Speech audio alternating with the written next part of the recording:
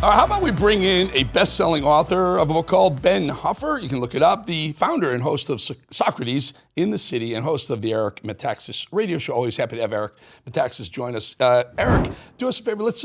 We're watching this because you're in New York. You spend time in New York. We're watching Chuck Schumer. Now, all of a sudden, it looks like a deal that's going to pass through the Senate, head over to the House, and then they're going to have their own issues with it. But it looks like, and where is Chuck Schumer in all this? I think both sides have had their political fill of Chuck Schumer going forward. What are your thoughts on it? Listen, it's hard to know what to think. Chuck Schumer has always been a political hack. He's always been awful. But what's funny, I think, to a lot of us is that he's now been outflanked by the people to his left. AOC and company, they're radical Marxist lunatics. The same thing happened. Why is Nancy Pelosi leaving? Their day is done. They basically handed the baton to the radical Marxists, to the crazies, to the Mamdanis. So, in a way, it's joyful to see Chuck Schumer fail as badly as he fails. But you don't know what to think. I mean, who's worse, I guess, Eric, is the question. Which side is worse? They're terrible. And I think most Americans have kind of finally woken up to this, that the Democrats have nothing to give us. It feels like, on the right, I come from years and years, since I knew what politics was, of conservative. And I realized early that Trump had a new brand of conservative politics, Trumpism, America First, MAGA, whatever you call it. It was different. And it really did make rhinos dinosaurs, right? All the Bushes changed. All the old school rhinos, even John Thune, I would put him in that group. It made them dinosaurs, and they're slowly moving out over time. On the left, it feels the same way, right? Now it's a form of almost communism, really, with what they're doing, socialism. But it feels like the old school centrists are moving out. I did notice Dick Durbin, I would call him one of the radicals on the left, did vote he jumped over to the Republicans to open the government, which was absolutely shocking to me. Is he trying to salvage his own political career? What's going on here? Well, you're seeing this not just in politics, you're seeing it in the culture at large, right? In other words, you look at CBS. CBS said, let's go to Barry Weiss and the Free Press. Maybe they can save us from oblivion. So you have some smart people, whether it's corporate America, whether it's, Zuckerberg at Facebook, who have some wisdom, and they're saying we want to salvage our brand. So we're going to tack a little bit, toward the right. We're not going to be full-on woke lunatics. And then you have people that they're in a death spiral. And so a lot of the people on the left, listen, a lot of the folks we saw it with Joe Biden. We used to think of him as kind of a moderate, Scranton Joe, but they sold their souls for power. They basically said, whatever the left wants, we're going to give it to them. We feel like that's our only viable option. That was the wrong choice. And those guys are all going down the drain. Those figures like a Fetterman, for example, who have some common sense. In this day and age, if you're a liberal with common sense, we'll go with that. Anybody who has any common sense, most Americans go, listen, we don't have to agree on everything, but if you have basic common sense, if you care about the American people, if you get it right once in a while, we'll give you a chance. People like Chuck Schumer, people like Nancy Pelosi, they just doubled down on power. They went radical left, and they're gone. And I think it's a good thing. And as far as the right goes, if it weren't for Donald Trump, how many of us would have ever woken up to the fact that the Republicans, it was part of the uniparty? I mean, I can't believe I thought George Bush was doing a good job. Compared to Trump, you realize Bush, Romney, McCain, all the people that we thought, well, they're sort of okay. Turns out they weren't okay. Yeah, no kidding. They're part of the problem. They were swampsters. They just realized that there was a game that was being played. Stay in the middle, hat tip the other side when they got the ball, when they win the elections, because you'll get the ball back when you win the elections, and then they just make government bigger and bigger and grift off the American taxpayer more and more. They're dinosaurs. They're moving out. You mentioned Fetterman. He might as well be a Republican at this point. I mean, he wants to be. I've seen him hanging out in Republican watering holes in D.C. He wants to be there. He just probably can't pull the trigger. Mamdani wins, a socialist. I would call him close to a Marxist, maybe a communist. I know it's a sliding scale of the same thing. One's worse than the other. One's more extreme than the other. You're in New York. Eric Metaxas, is it going to be Eric Metaxas? Are you going to move to a free state like Texas or Florida with a guy like Mamdani running the show in New York City? Look, this is, everybody can rejoice in this, okay?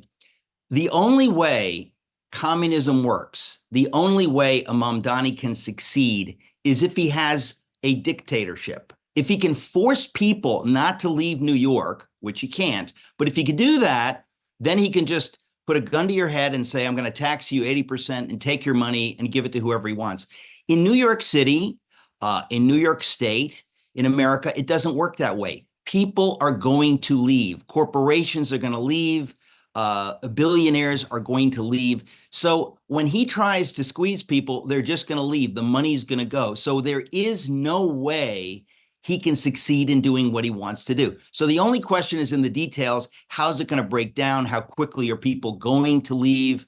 We don't know. But his utopian scheme that he has sold all of these ignorant young people in Brooklyn, that cannot work.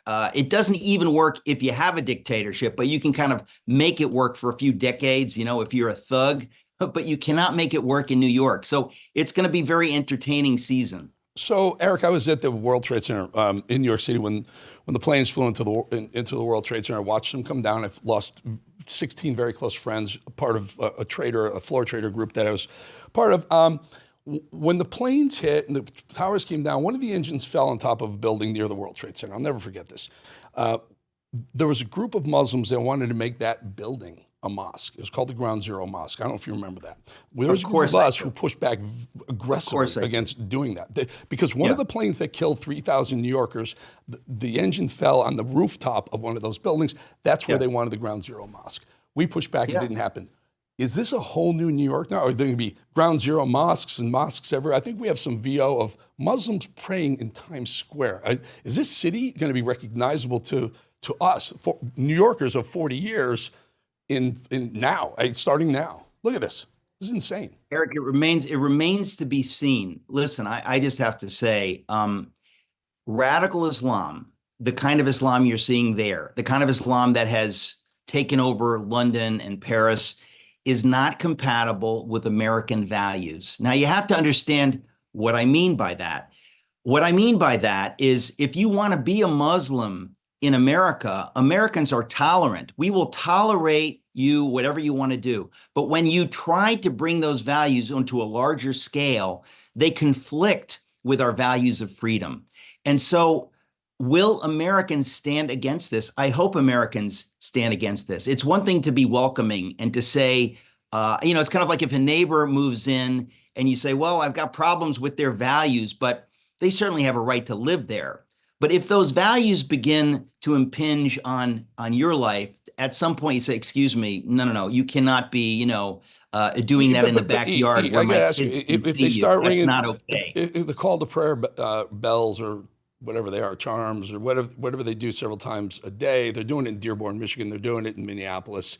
If they start doing it in New York City, isn't that impinging on the fabric of Americans? If you ask me, to me, it's offensive. It's offensive. We're supposed to have, it's kind of funny, isn't it? People always talk about separation of church and state. So you can't impose Christian values, but what about Muslim values? At what point do you say, excuse me, you can do that in your house, you can do that in your mosque, but you can't do that in the middle of Times Square? You have to have the courage of your convictions. Do enough New Yorkers have the courage of their convictions? If the mayor condones it, there's nowhere to go from there. You can't ask Trump to stop that. They would say it's a federal takeover of America's largest city. Final thought. Well, listen, that's the kind of thing that honestly I don't know where it goes. But as I was saying before, we have a free market. We have freedom. People can leave. People are going to leave. Tourism is going to go into the basement. People are not going to come to Times Square if they think I'm going to get mugged or stabbed, or I'm going to deal with hordes of angry Muslims spitting on me because I'm a Jew. I mean, if that happens, tourism is big business for New York. So this is the kind of thing where living in a free country, that works in our advantage. Ultimately, people are going to vote with their feet. They're going to leave. They're going to take their money, whether they're tourists or whether they're billionaires creating businesses in New York. When those folks leave, the city goes down the tubes. and then we'll see what happens. Yeah, we'll see what happens. The scary part is it could all happen. He could condone all this nonsense. The people with money, the people who are doing businesses, the people who are taking risks to create business may leave, and it could end up being a wasteland, much like London has become, much like some of the other major cities, Paris, even in Germany as well. So, Eric, you make so much sense every time we have you on. We love having you back. And if you could go ahead and use that Eric Metaxas, if you will. Eric Metaxas, but often people say, what part of Texas? I go, no, Metaxas. Well, you may want to, with what's going on in New York. I go there all the time. Good to see you again, my friend. Thank you. Thank you, Eric. All right, folks, we'll be back 2.5 minutes.